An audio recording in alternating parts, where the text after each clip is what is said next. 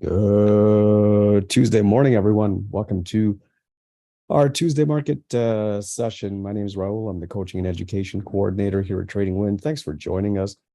We're on YouTube Live. Hope you're enjoying the stream. If you like the content that we're providing, go ahead and subscribe to the channel, and you get free content pretty much every day, or especially when we have breaking news. We're always here. And we're on Twitter as well. Let me bring in our good friend Vince Vora, who's the head trader here. Talk to him about what he sees on this Tuesday morning. Vince, good morning. How are you? Good morning. I'm doing well. How are you? Well, you know what? I've got a bit of an update here today. But before I get to that, I wanted to tell you something funny. On our YouTube stream, did you know that there's something that says allows people to create shorts using parts of this stream? No, I didn't know that. People can take your video and just create their own shorts from it. Oh, wow. I Yeah. did not know that. I know. Interesting. Maybe we should do that with other people's streams. Yeah. Exactly. All right, so let's talk about the markets. It's exactly 10 o'clock on the East Coast, 7 on West. We had talked about this before, that we are kind of we were expecting a bit of a rally after the 5-day sell-off last 5 days. Right. And we're getting exactly as we had predicted. It doesn't seem very convincing at this point. NASDAQ up about 131 points on the futures. S&P, where are we? 32? Yes. Are you convinced? No, I'm not. We were up higher than this at the open. I mean, I think we were up close to 300 points on the Dow. We've started to, drop back down. We're still up 180 points. It's still a good start to the day, but doesn't look like anything. Yes. Are you convinced? No, Sorry about that. Sorry, am I convinced that it's going to rally from here?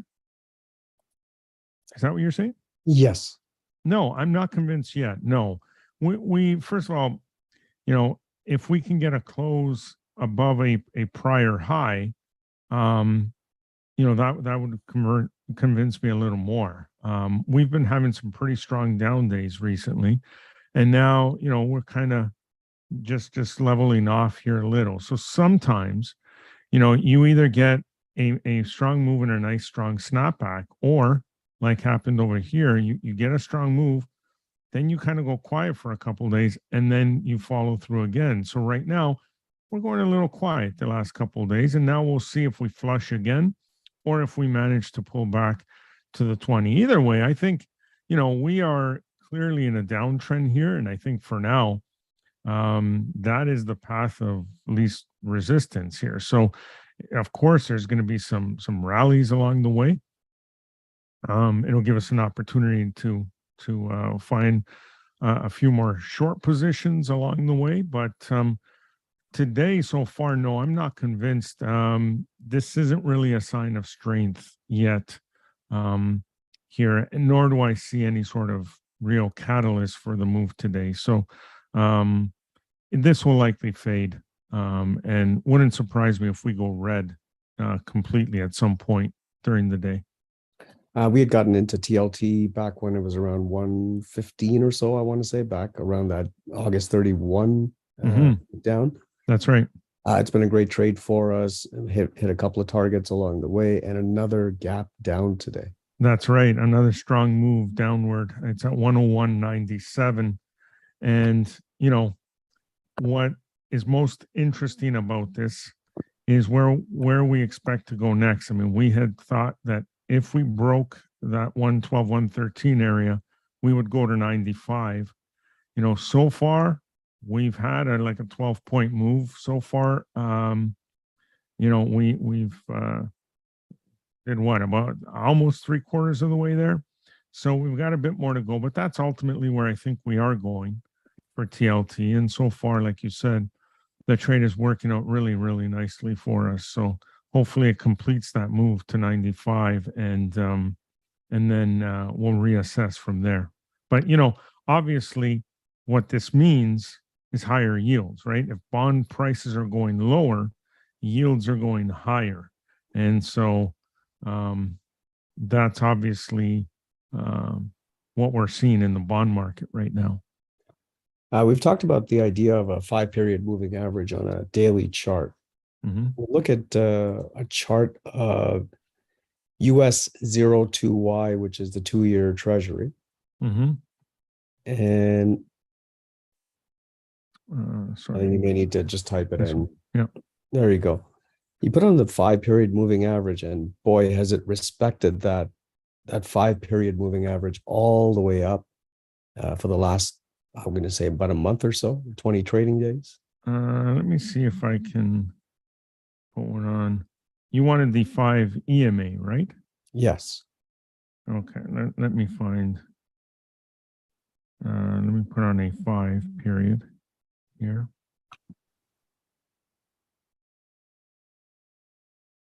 And I'm going to just color this white so it stands out nicely. There we go. Hopefully everyone can see it clearly. But you're right. It's really been respecting it closely. And that, you know, one of the ways or the main reason why you would want to use a 5 EMA is to highlight a strong trend, not just a trend, but a strong trend. Because if price is consistently above the 5, it means it's moving, and it's moving pretty rapidly. And so you can see here on the 2-year note how sharp of an increase in the yield it's been, consistently above the 5. Every time it pulls back, touches it and bounces. We've done so again this morning. It came back, touched the 5 and bounced. So we are clearly still in a very strong move upward here, on the 2-year note for the yield, that is. It's now at 4.3.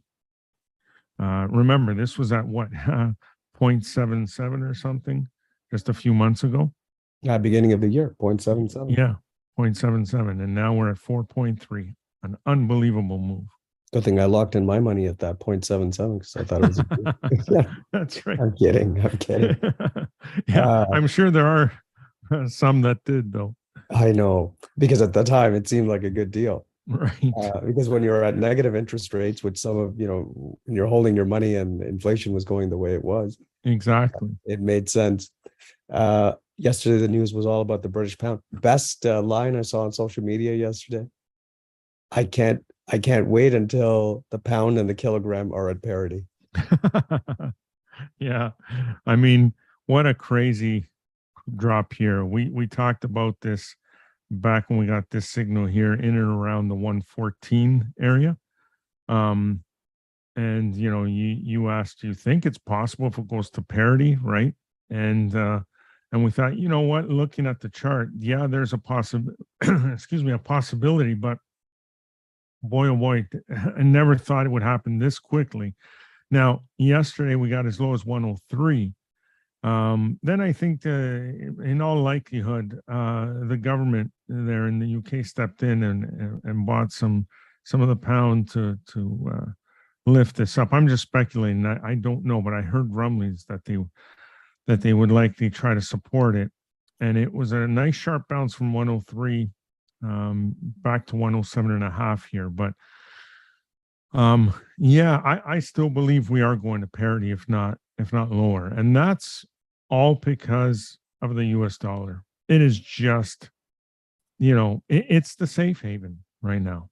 Everyone looking for somewhere to put their money, somewhere safe, is moving to the US dollar. And so US dollar now at 114, above 114. We said earlier that we were expecting this to go to the 120 mark, which is here, right here as the first target, and then eventually potentially about 165 here, the all-time high. And I know that sounds ridiculous, but if I had asked you at the start of the year when we were at 90 cents, if you thought it would be at 114 by this point, you probably would have laughed then. And here we are. So, yeah, I think we can get to 120 here pretty soon. Look at that bar on Apple today on the daily chart. Tell the group what's happening on that particular bar when you see that price action It goes up to the 20, gets rejected summarily, and then comes right back down and is in a bit of hurt right here. Yeah. So if you look at the pivot highs, we're consistently putting in lower highs.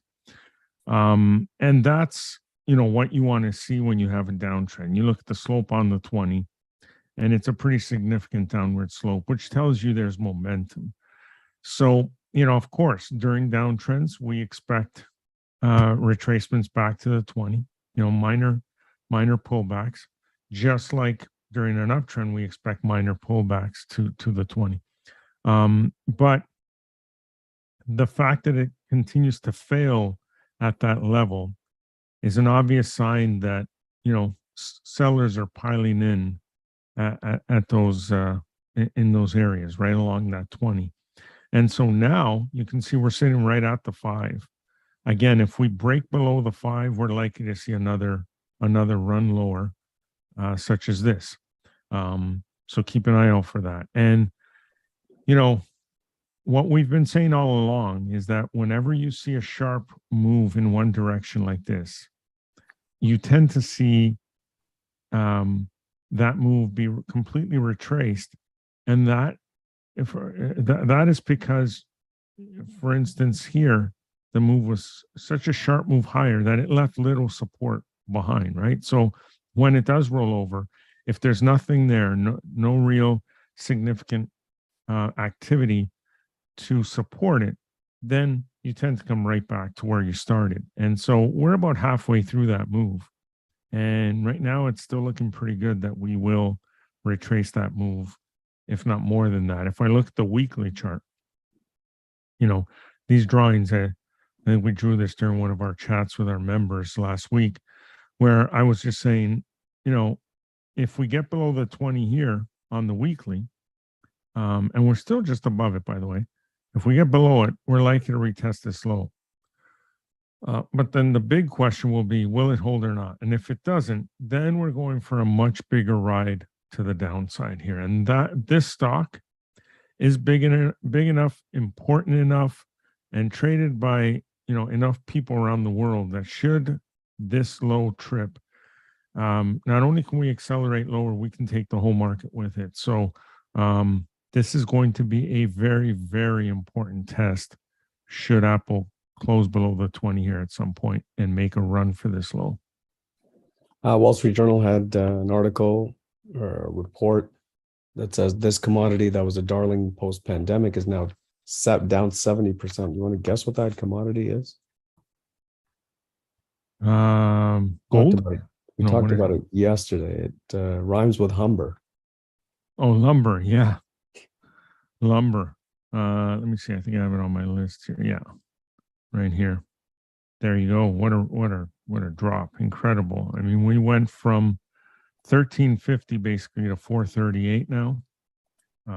Let's look at the weekly. We're finally at an area where there is some support, but again, there's that that thing I was talking about where you had a sharp rise, you leave little support below, you fall right back. Got a sharp rise, little support below, you drop right back. Right. So now we have a lot more activity at this price level in and around the 400. So we'll see if it's able to hold and bounce from here. If it doesn't, then of course we look for targets a little lower than here. But yeah, this has been a devastating move for lumber. In the stocks that are above $1 billion in market cap, 3 have hit all-time highs today. Biohaven, BHVN. BHBN? BHVN. VN. Okay. Yep. CHNG. And this is my favorite of the group here in terms of how it looks potentially for an entry or a re-entry today is AMPS, Altus Power. Yeah, it's an interesting look. We actually have a re-entry there. Nice bounce off that 20, and it looks like a break to new highs. Let's see if this is, it is a new all-time high, pretty much. Wow. Yeah, that does look pretty good actually. Yes. I'll Still a check out the $12 options. stock. I'll check Yeah. out the options for it while you talk about the chart pattern. Yeah, I mean, again, there's a couple of things we look for. First of all, you look for a trend, meaning with the pivots, right? Do you have higher highs and higher lows? We definitely have that on this chart. Second, you look for momentum, and we prefer to use the 20 period simple moving average. And what we're looking for is the slope. So, you can have slight slope, right? You can have no slope if it's flat. That's when you definitely do not have momentum. But you can have slight slope. You can have what I call significant slope, which is about a 45-degree angle, like you see here that I'm drawing. Or you can have a much stronger slope like we have right now on this. So when you have trend and momentum on your side, the majority of the time, the trade will work out very well. And then if you can include a break to new highs, not just new 52-week highs, but an all-time high, meaning if you look to your left, there is no prior activity there. The road is wide open ahead. There's nothing preventing this from going higher. That's really exciting, and that's what we have here. So you can see our victory system called a buy down here. Now, full disclosure, we like to trade with trend and momentum. So at this point, the 20 was actually sloping lower. We would not have jumped in here, right? But we definitely would have jumped in here. This is the buy we would have taken. It's worked out well. We would add here. Now we add some more here, and we keep going until we get an exit. But this looks like a very strong chart. Hopefully the options are tradable. November, which is 52 days away. That's not where we like to be. We like to have a little bit more time on these. Next expiry is Feb, and the options, unfortunately, are not liquid. At the money is $2 to $2.65. Then the $15 strike is 15 cents to 180. Yeah, that's unfortunate. That's unfortunate. But yeah, I mean, hey, you can buy the stock if you can afford it. So it's 1286. So maybe picking up a few shares of stock. I'm forgetting about the options is the way to go here. What else do we want to look at today? What about some of the other commodities like oil? Let's look at crude. Then we'll look at some of the metals as well. Sure. I just happen to have copper up here, but again, still getting rejected at the 20 and heading lower. Gold. Where's gold? Here's gold. Again, trending lower, right? Oil trending lower. I mean, commodities have been getting smacked around just like stocks have, really. I mean, there's been very little that has escaped this downturn in the market. Oil was doing really well for a while there, and then it just completely turned over and, has almost retraced that move. Again, the only place really, aside from, the odd individual stock that you can find a bullish pattern on, the only place you're really going to find a place to hide in this market is the U.S. dollar and bond yields. That's about it. So, yeah, I don't know of any commodities that are doing well right now. At least not the major ones. Can I tell you how much I dislike STNG? STNG. Yes, we got shaken out of it. Yeah. On the Friday. Yeah, that big move. Yeah. And now it's giving us another entry here. That's right. Momentum has gone kind of flat, so I wouldn't get overly excited about that, even though, you definitely want to see it close back above the 20 for a move higher. The weekly still looks fantastic here, honestly. You look at that, I know the week isn't over yet, but so far on the weekly chart, it's signaling that we should add to this position. And on a monthly basis, we've cleared this high, which is good, and are on our way higher. So I think overall, it's still a bullish picture here. But yeah, it's unfortunate when you enter a position and the very next day the market overall takes a major hit and it takes your stock with it and stops you out. But hey, losses are a cost of doing business when trading. So it is what it is. You know, we looked at AMPS, the options, and said they weren't very liquid. A lot of the times people get tempted. Like, it's okay. I'm going to get in now. I'll probably get it close to mid when I want to get out. Yeah. The option, the at the money Feb call, which was I think 210 to 260, I said. Yep. It's now 215 to 310. Yeah. And so you'll You're- get some, fluctuations like that throughout the day on any option. But when a stock has options that have a wide spread between the bid and the offer, it's pretty consistent. So the disadvantage to you there is normally you're going to have to pay up a little more to actually buy it, to actually get it. You're going to have to move your bid closer to the ask to actually get it. And then when it's time to sell, you have to do the opposite. You're going to have to move it down closer to the bid to get it. So that difference that you're giving up on both ends is going to make it very difficult for you to walk away with a nice profit. So it's usually a good idea to stay away from those. So as good as the chart may look, if you're going to trade it with options, make sure you're trading the liquid options. If they're not very liquid, if they're not traded very often, it's usually not going to work out well for you. Yeah, the market maker's probably saying, right this way. Exactly. We got great deals for you. That's right. Right? That's right. Yep. Looking at some of these other ones that may be setting up. So STNG, what's the final decision on STNG? The not enough momentum here? Yeah, I would sit this one out on the daily chart for now. Okay. Yeah. There's not a whole lot that, right now we're in that same kind of pattern where everything is below the 20 but far away. Exactly. Or coming up to the 20, but the 20 is sloping the wrong way for a long. That's right. So it's going to be very difficult to find a lot of strong positions to trade right now, unless we have some sort of, retracement. If you look at the Dow, for example, right, we've moved strongly lower here. And until we get that next setup that allows us to then form another short setup, it's going to be difficult. And the reason that is we don't chase, right? We like to get it closer to the 20 on some sort of a pullback. And that opportunity hasn't been there recently. And you can look at the S&P, you can look at the NASDAQ, most stocks look like that.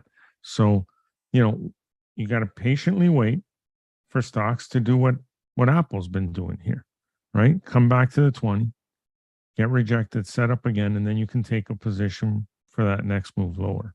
So never chase, never force a trade. Let them come to you.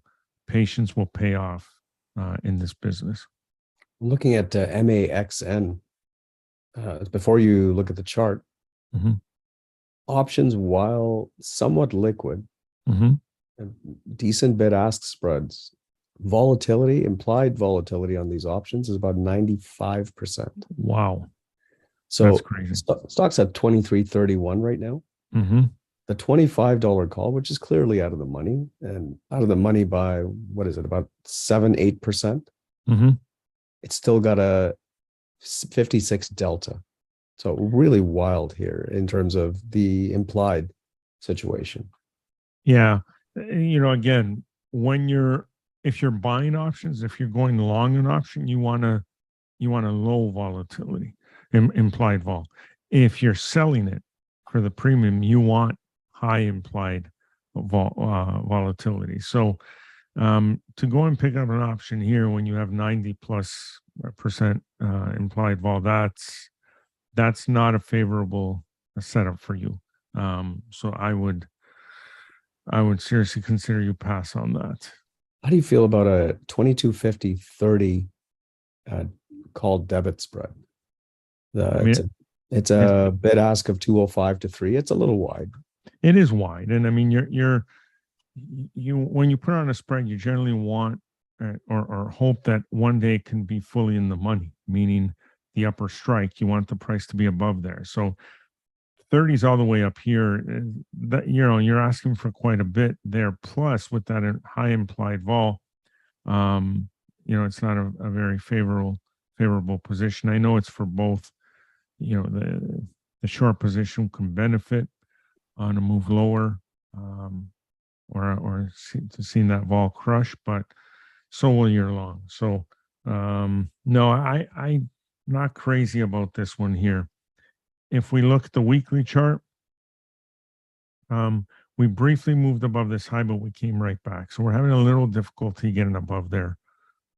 We certainly have more momentum here, but no, I'm not crazy about this chart.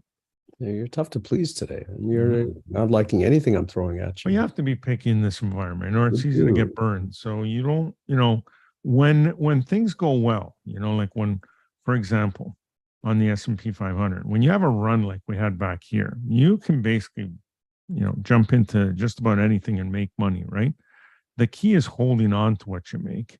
And in an environment like this, where not only do you pull back, but you do so in a choppy way, and you have some big down days like we saw on last Friday. That's how you can give it all back, and so you got to be more selective in environments like this. Looking for any decent short setups, and again, that market action today, everything is kind of trending up towards a downsloping 20. Yeah. Looks like we may have some good setups when we get back here tomorrow. Yeah, like if we can rally a little more than this, and actually have 2 or 3 days of a rally, then you're going to start seeing stocks get closer to the 20, and then many get rejected and start setting up short again. So we kind of should be hoping for a bit more of a bounce here. I'm just not convinced, because I really don't see the strength in this rally here, and kind of a gut feeling, but I've been watching the tape for many years, and this is the kind of day where eventually it'll fade and go totally red. So who knows? I'm just going off a gut feeling here, but if we're going to see a pullback to the 20, we need to see more strength in this. This isn't going to do it. Weekly chart on TripAdvisor, TRIP. Right now, it doesn't look like a proper long, but how do you feel here on a close below the 20 and a break of last week's low, which comes in at 21.58? Oh, if you're talking for a short, yes. If you break last week's low here, which is pretty close to this week's low, then that should open the door to a move back down to this low here, right? So we're talking about, it's currently at 22. We're talking a move basically just under 21 and a half for a move to 16 and a half. Yeah, you don't have a lot of momentum there. That's for sure. So not a very strong looking potential short, but the overall trend is still lower. Now, if it fails to come back here, right? Let's say this ends up being a pivot low here. So we have a higher pivot low. Then we have the potential for a reverse head and shoulders, meaning you have one shoulder, you have the head here, and you have another shoulder here.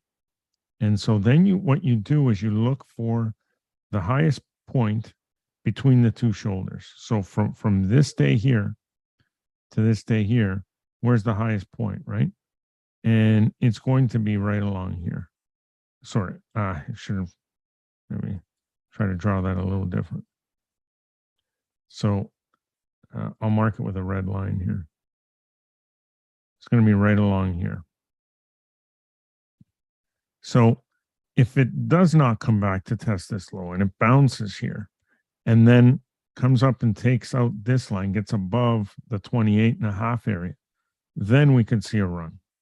So at that point, especially since we're on a weekly chart, I would say, hey, if we get above 28.5, we've bottomed here. And now we're on our way higher.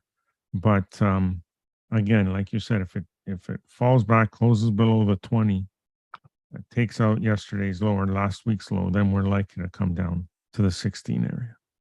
All right, before we go, how do the markets look now? A little weaker, slightly weaker. The Dow's up 140, the S&P up 27, the Nasdaq up 127, and the Russell still up 21. But well off those highs. So we do seem to slowly be fading here. We'll see if that pattern continues. So always like that. What you want to do on a day like this, if it's going to fade and you want to look for a spot where the move might start to accelerate in the opposite direction, always look for the low of the day. So if we completely give that back here and we take out today's low, then look for an acceleration of that move. So sorry, this is the weekly chart. I should be looking at the daily here.